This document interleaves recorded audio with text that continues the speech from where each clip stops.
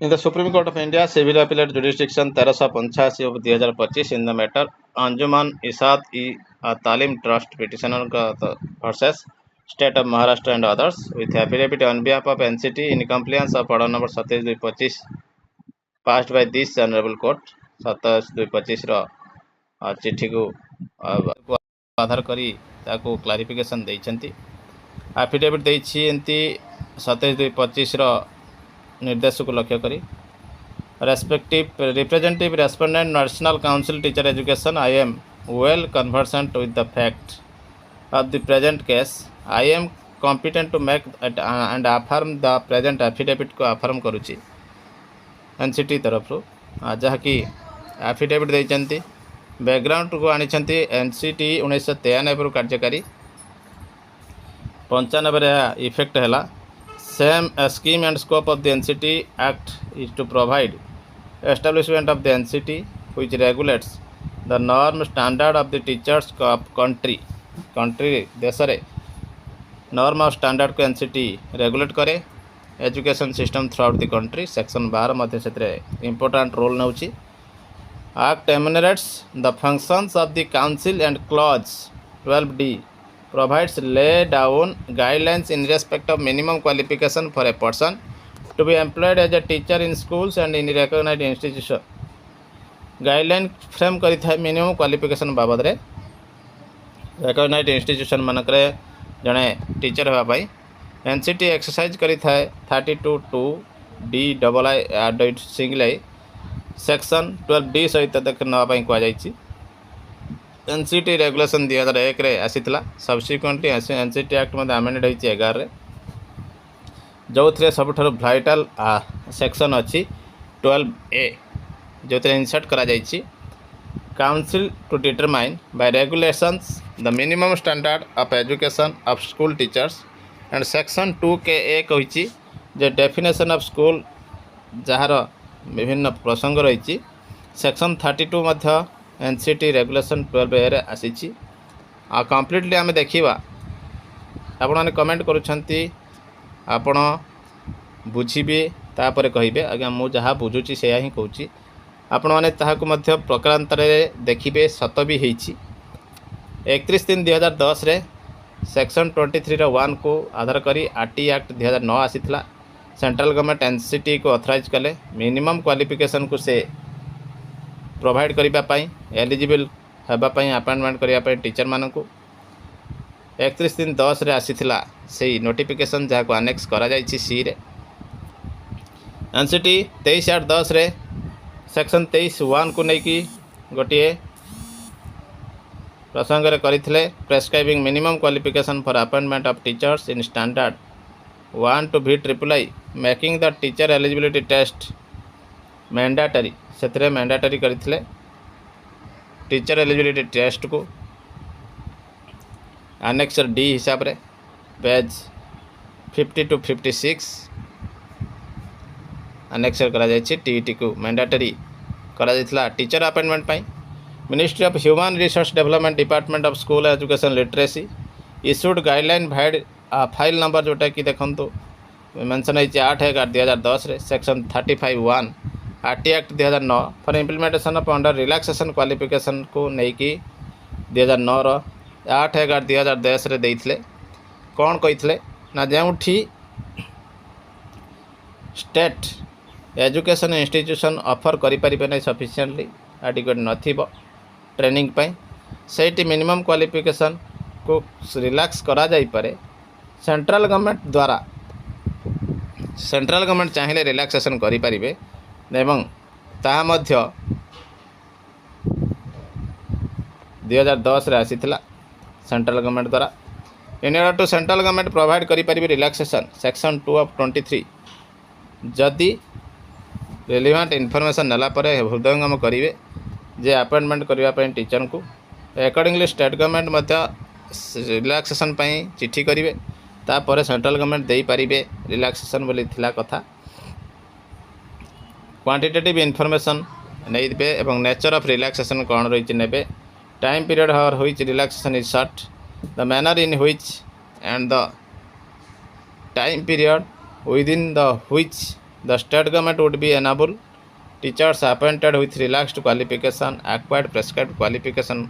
जमी से ने जो रिलैक्सेशन दिज्व एवं एनश्योर करा क्वालिफिकेशन एक्वायर करेंगे एवं टाइम पीरियड से दि जाइथिला। तो ये सब कथा को नहीं condition of passing TET will not be relaxed by the central government कथा ये कथा मध्य प्रसंग उठीला। The central government will examine the request of the state government and based on the proposal submitted by the state government additional information गुड़िक पाइला परे दे परिबे बोली थिला। नेक्स्ट ई करा जाइछि ताकू that the NCT further notification 23/8/10 रे जो conducting TT in spite of enormity of the task it is desirable to ensure quality requirement for recruitment of teachers are not diluted any cost if it is therefore necessary to ensure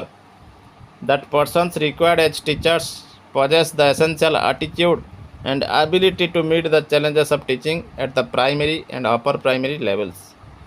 तो कौन सी हालत में TT को relax करा जाय परिबो नहीं ए मध्य पारा 3 रे कहुला। Rationale of including TET is a minimum qualification मध्य से निया टीटी गोटे योग्यता नुहे मिनिमम क्वालिफिकेशन हिसाब से निया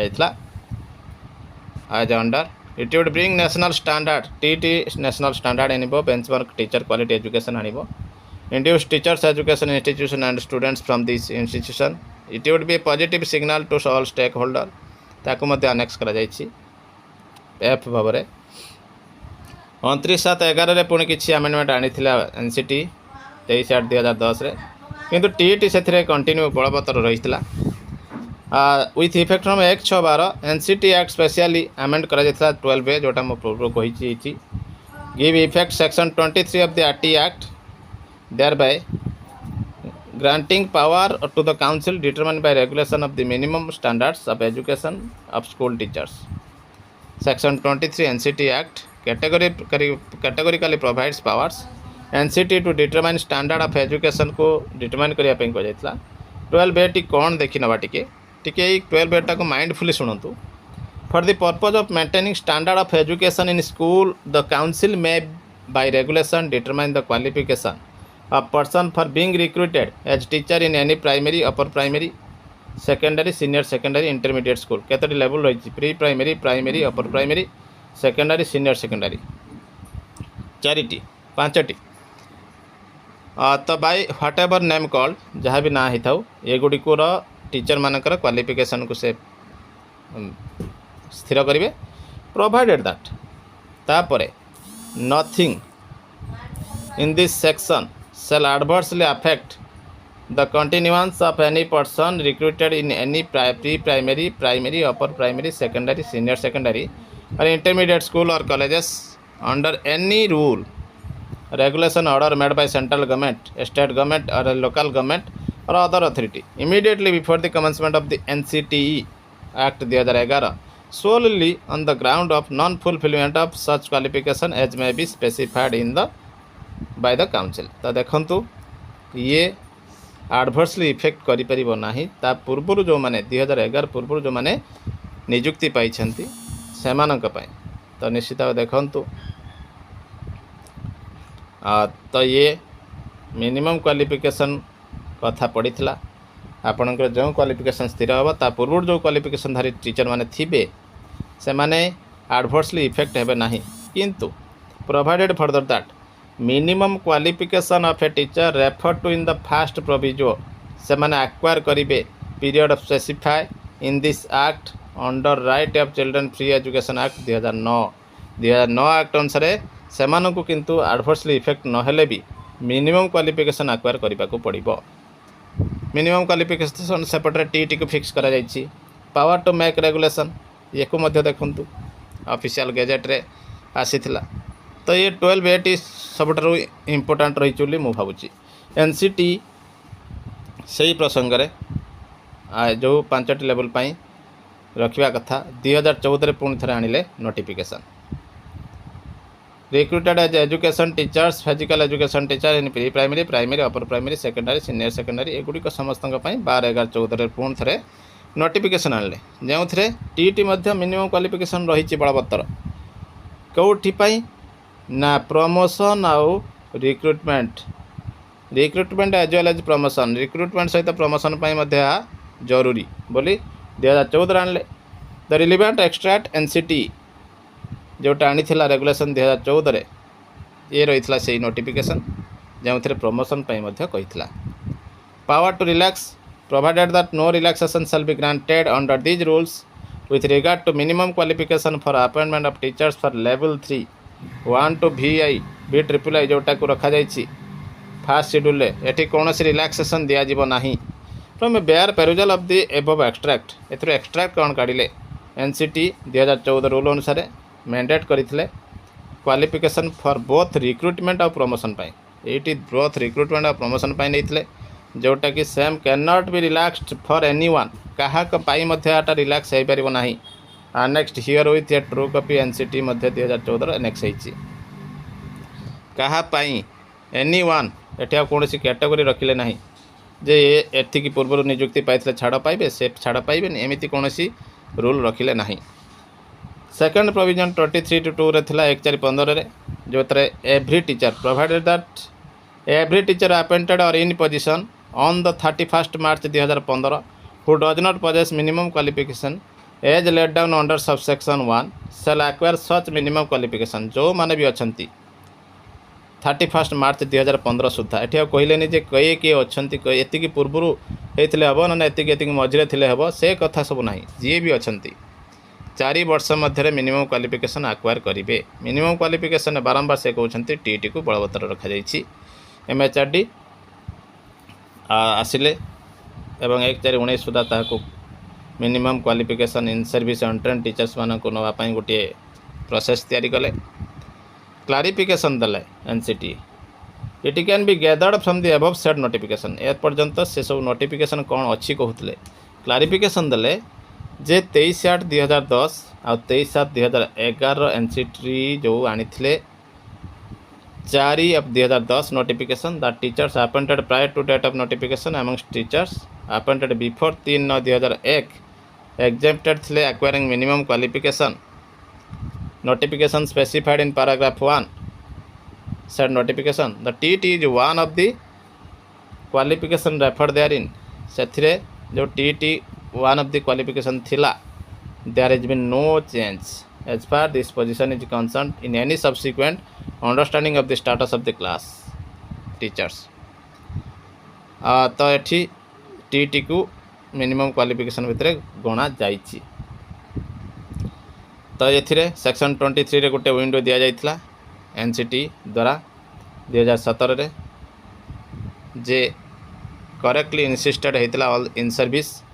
अनट्रेन्ड टीचर्स मानक पई से माने प्रोफेशनल क्वालिफिकेशन नेबे एकेडमिक क्वालिफिकेशन नेबे यही बैकग्राउंड रे सबमिट करिसेंती every teacher in service appointed before 3/9/2001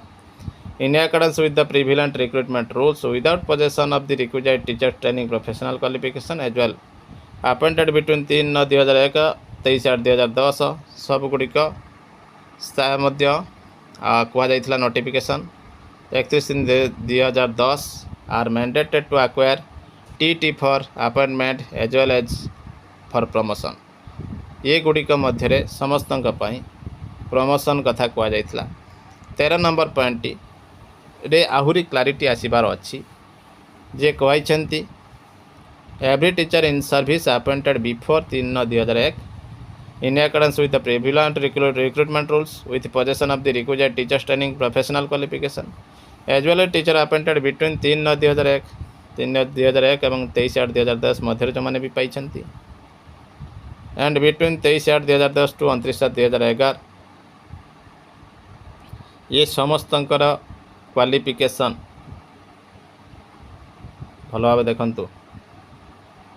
in the above background NCT states respectfully every teachers in service appointed before 3/9/2001 पूर्व जो मैंने रिलेवेंट रूल अनुसार पोस्टिंग पाई teacher training qualification as well as teachers appointed between या मध्य एवं 2001 regulation अनुसार 11 पर्यंत the date in which RT act in pursuance of a notification dated 31/3/2010 are mandated to acquire TET for the appointment as well for promotion. एठी कौन सी कथा कहले ना जे अनट्रेंड मानक समस्त यह लागू बोली कहते तो निश्चित भाव रही गोटे बड़ खबर।